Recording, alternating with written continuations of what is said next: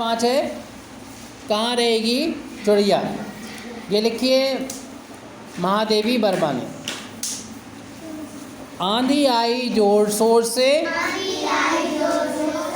डाले टूटी हैं जकोर से, उड़ा घोंसला अंडे फूटे,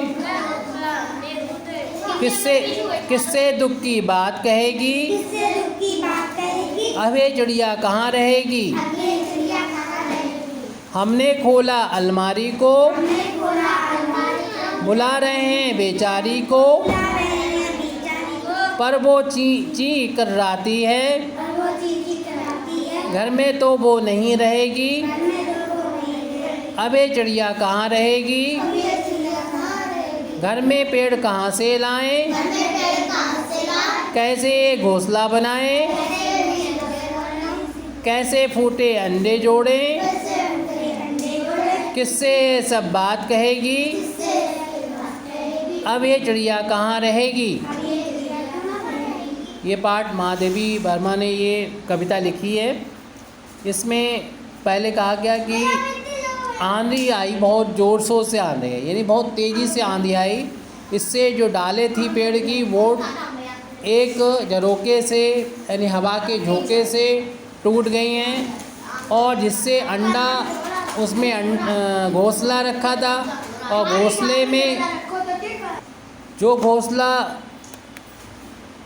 पेड़ की डाली में रख था, जो डालें टूट गई थी, वो घोंसला जब गिरा होगा तो उसमें अंडे रखे होंगे, अंडे फूट गए। अब चिड़िया ने जब अपने अंडे देखे होंगी, बहुत उसे दुख हो रहा होगा। तो महादेवी ने वर्मा कह रही है अपनी दुख की बात किससे कहेगी, अब चिड़िया रहेगी कहाँ। इसका घर तो टूट गया है, इसका घोंसला तो टूट गया है, अब ये कहाँ रहेगी।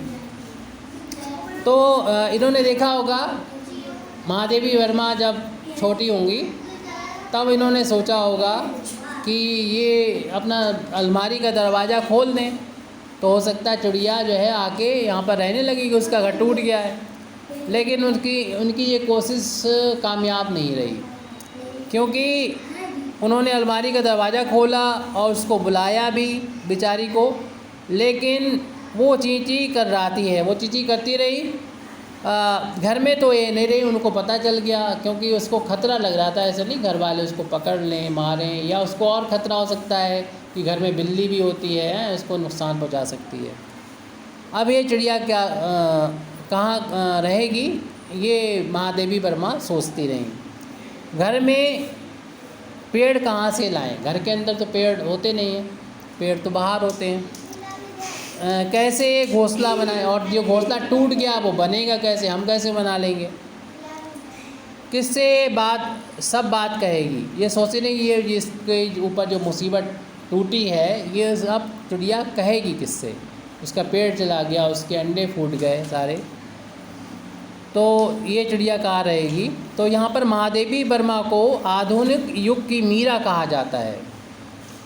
इनका जन्म सन 1907 ईस्वी को फर्रुखाबाद उत्तर प्रदेश में हुआ था।